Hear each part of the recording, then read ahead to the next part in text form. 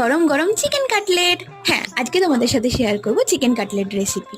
এখানে চিকেনটা আমি কিমা করে নিয়েছি, মানে একটু মিক্সিতে পেস্ট করে নিয়েছি আর কি। তার মধ্যে পেঁয়াজ কুচি আর এখানে আদা রসুন আর কাঁচা লঙ্কার পেস্ট।